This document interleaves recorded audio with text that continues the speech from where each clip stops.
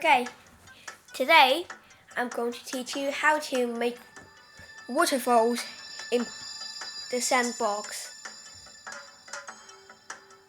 First, you build a mountain covered with walls